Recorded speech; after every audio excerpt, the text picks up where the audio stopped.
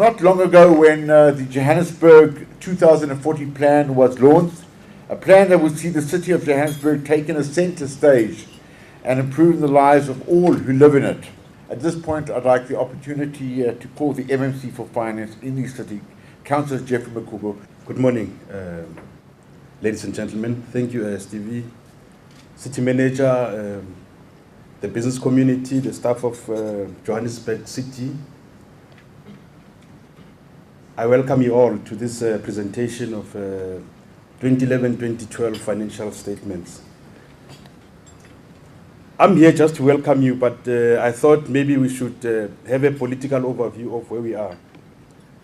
The year under review was our first year of the term of office. So you'll appreciate that it was a year of transition from, there was a new mayor, the new mayoral committee, a new team, and therefore we set ourselves certain goals. One of the goals was to review the GDS 2040. We duly did that, and it was adopted around November 2011.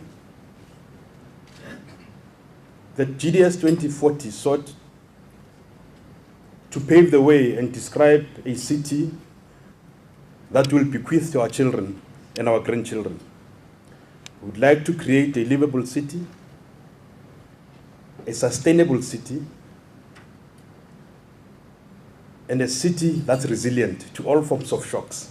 The second part of what we set ourselves to achieve was to review the structure of the institution to respond to the strategy. We duly did that. We disestablished some of the entities, we merged some of the entities, we changed departments, we've elevated the functioning of the group so that we can look at Johannesburg now as one solid group, not as entities and the core.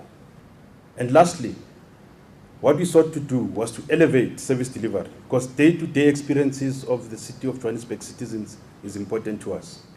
The man with the most unenviable job is the city manager, Trevor Fowler. Put your hands together for Mr. Fowler. I think the key question that we want to talk about today are really about our financials.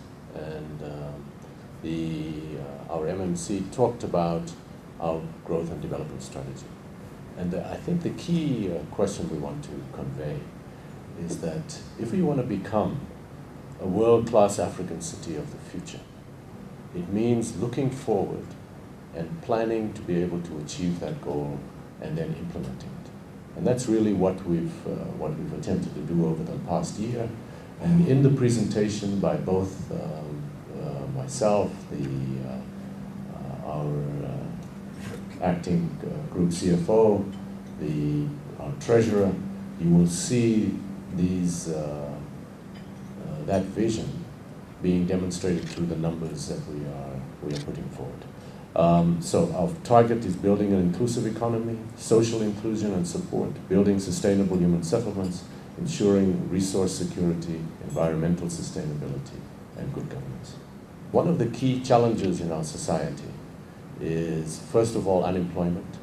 The second the first is poverty, which is a consequence of unemployment.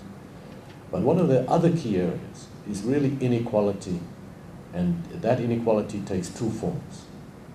The first is income inequality, meaning that people, from an income point of view, the income inequality is growing in South Africa.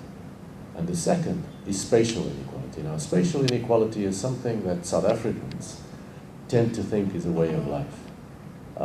We have come to grow up with it.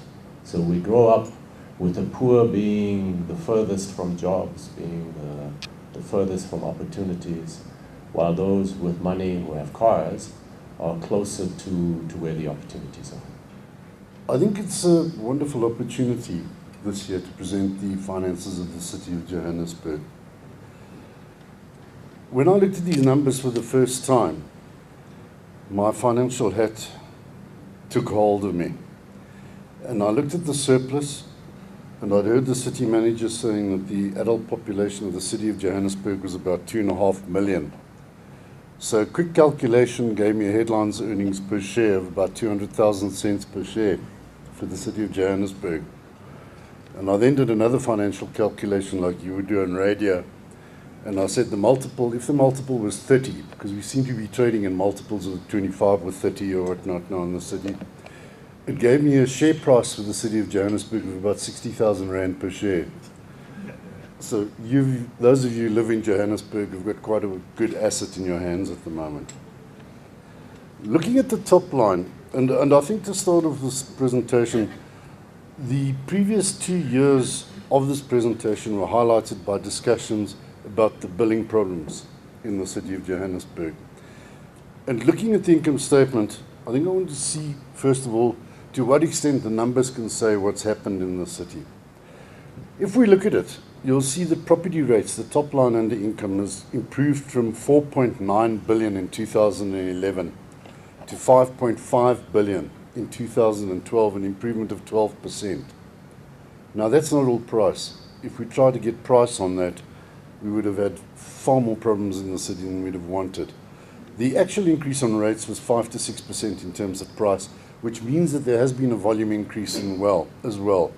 You don't get volume increases if you're not improving on your billings, because it means more properties have been built and possibly better built as well.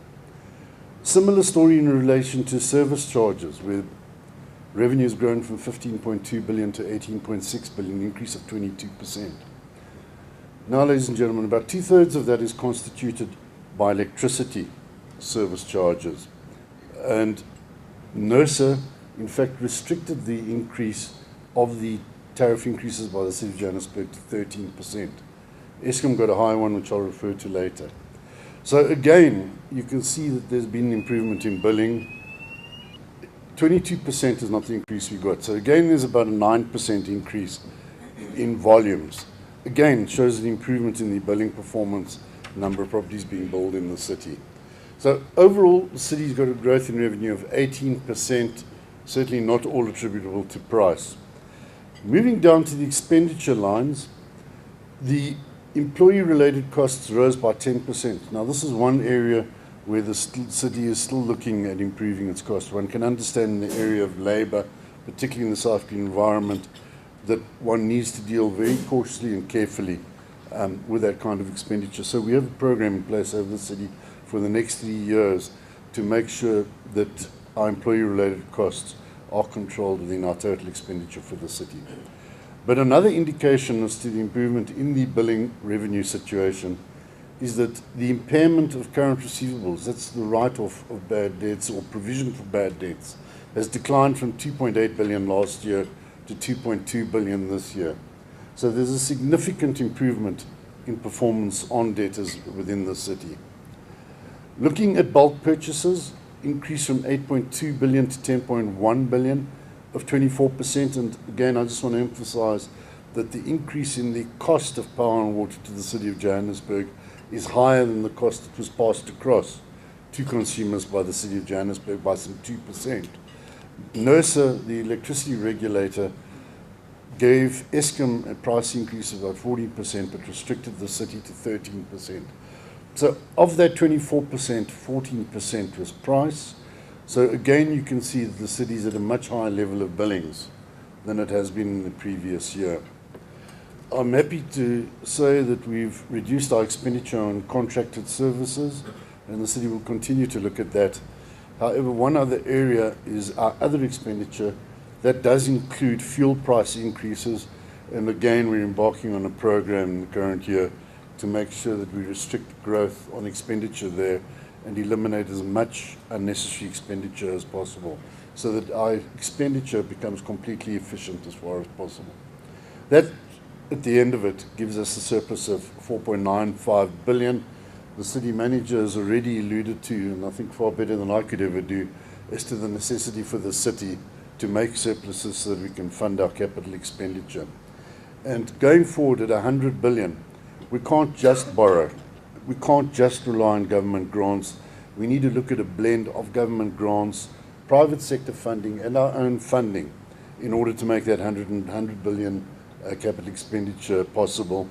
So we need to improve our own profitability or own surpluses so that we can fund that capital expenditure without endangering the kind of ratios that we're looking at in the balance sheet.